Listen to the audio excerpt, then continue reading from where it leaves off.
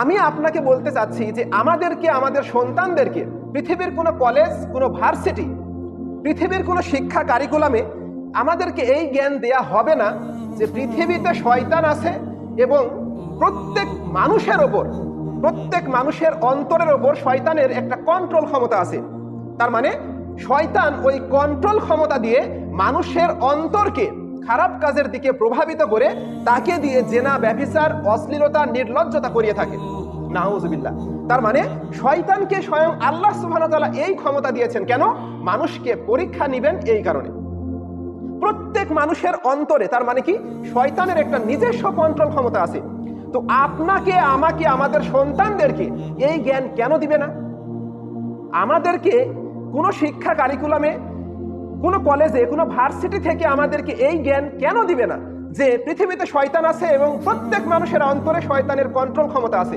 আমাদেরকে এই জ্ঞান এই কারণেই দিবে না যে মানুষ যখন শয়তান সম্পর্কে সচেতন হবে তখন অসংখ্য ব্যবসা বাণিজ্য, অসংখ্য ইন্ডাস্ট্রি লস হবে।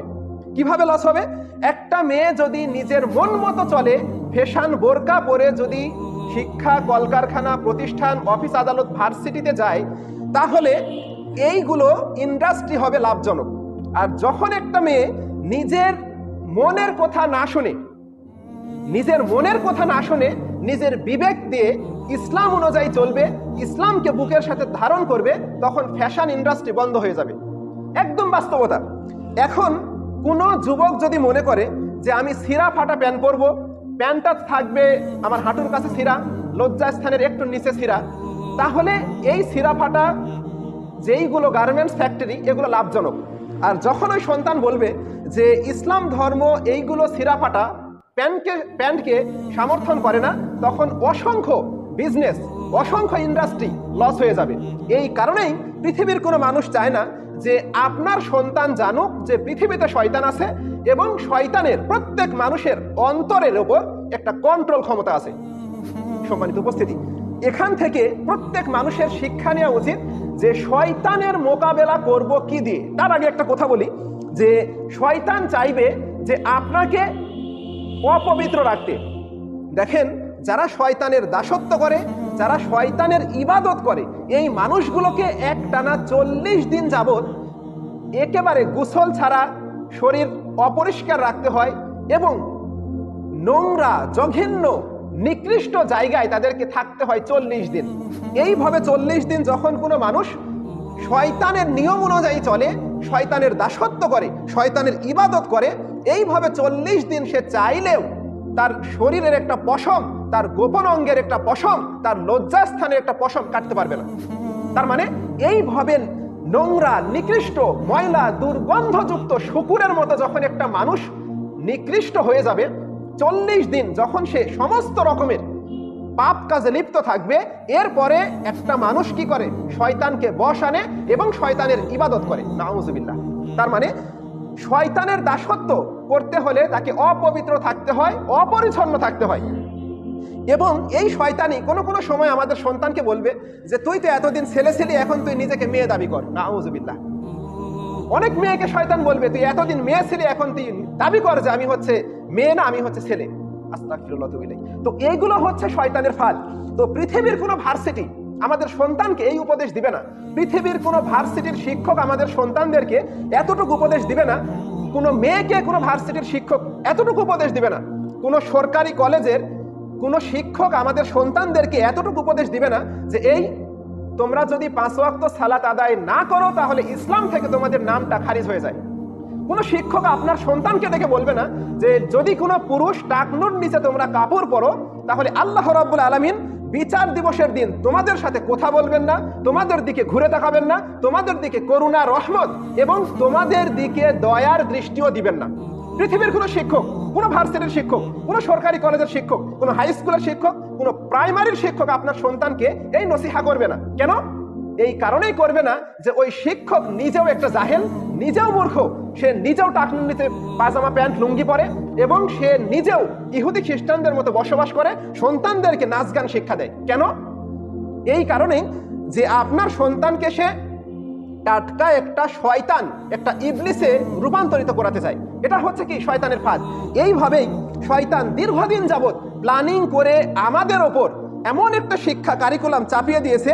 এই শিক্ষা কারিকুলামের মধ্যে একটা মেয়ে দাবি করবে তুই আজ থেকে দাবি করবি আমি ছেলে, একটা ছেলে দাবি করবে তুই কাল থেকে দাবি করবি আমি মেয়ে। তার মানে কি আমাদেরকে ট্রান্সজেন্ডারের মধ্যে আওতাভুক্ত করে আমেরিকাতে যেমন অধিকাংশ যুবক আজকে যুবকে যুবকে জেনা করছে, মেয়ে মেয়ে জেনা করছে, তার মানে পুরুষে মেয়ে জেনা কমপ্লিট, এবং বিবাহের মাধ্যমে যে হালাল সম্পর্ক এটা থেকে তারা বিচ্ছিন্ন হয়ে আজকে শতকরা 45% আমেরিকান যুবক আজকে যুবকে যুবকে প্রেম করে, যুবকে যুবকে পরকীয়ার সম্পর্ক করে, যুবকে যুবকে ঘনিষ্ঠ সম্পর্কে তারা লিপ্ত হয়, যেটা আমাদেরকেও এই শিক্ষা ব্যবস্থার মধ্যে ঢুকানোর চেষ্টা করা হচ্ছে। সম্মানিত উপস্থিতি, এখান থেকে বলা যাচ্ছে যে আমাদের সন্তানদেরকে যেই মাধ্যমে পড়াই, যদি আমাদের সন্তানকে ইসলামিক প্রাথমিক শিক্ষা যদি না দিই, তাহলে আমাদের সন্তানদের মধ্যে ঈমান নষ্ট হইতে হইতে এমন একটা সময় এমন পর্যন্ত চলে যাবে, ওই সন্তানটা যদি 100 বার কোনো মেয়ের সাথে 100 জায়গায় জেনায় লিপ্ত হয়, ওই সন্তানের মধ্যে তার বিবেকটা জাগ্রত হয়ে বলবে না যে তুই এতবার জেনায় লিপ্ত হয়েছিস, অথচ আল্লাহ বলে একজন আছে, তুই ক্ষমা প্রার্থনা কর তার কাছে। অথচ এই যুবক যখন কিছুদিন পর একটা রাষ্ট্রীয়ভাবে পুরো দায়িত্ব পাবে, তখন সে দায়িত্বের অপব্যবহার করবে, সে ঘুষ খাবে, সে দুর্নীতি করবে, সে অসংখ্য মেয়ের সাথে, এই যে একটা ক্ষমতার পাওয়ার কারণে অসংখ্য মেয়ের সাথে জেনায় লিপ্ত হবে। কেন?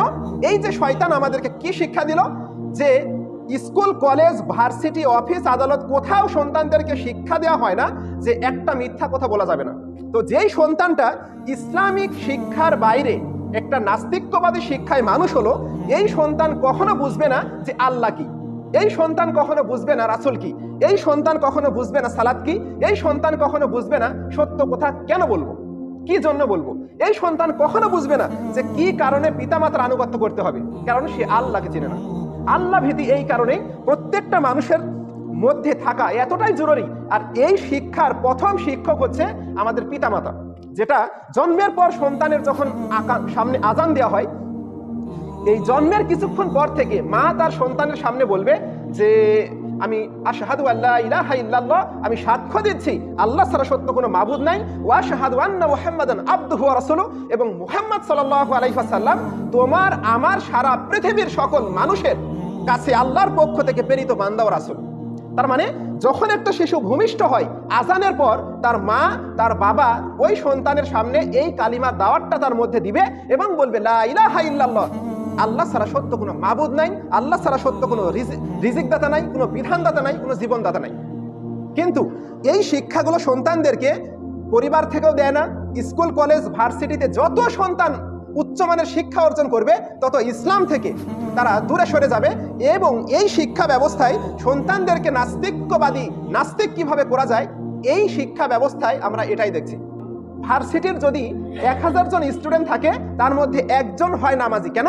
ওই একজন নামাজি হওয়ার পিছনে প্রধান কারণ ওই পরিবারের মধ্যে সে ছোটকালেই ইসলামিক শিক্ষা পাইছিল। সম্মানিত উপস্থিতি, দেখেন যেই বিষয়টা শেষ করলাম, তো যখন এই দুর্নীতি পরায়ণ এই নাস্তিক্যবাদীর সন্তান যখন আগামীতে দেশ ও রাষ্ট্রের দায়িত্ব নিবে, তখন কয়েকদিন ভালো ভালো কথা বলবে, এরপর যখন ক্ষমতা বুঝে নিবে, ক্ষমতা তাকে যখন বুঝে দেওয়া হবে, তখন সে এই ক্ষমতার অপব্যবহার করবে। তো এই সম্পর্কে যদি একটা উদাহরণ দিই, দেখেন মানুষ ক্ষমতার অপব্যবহার করে কিভাবে। একটা সাপ এবং একটা ব্যাঙ খুব ক্লোজ ফ্রেন্ড হয়েছে। তো সাপ এবং এই ব্যাঙ বলছে যে আমরা আমাদের বন্ধুত্ব সারা জীবন অটুট রাখবো।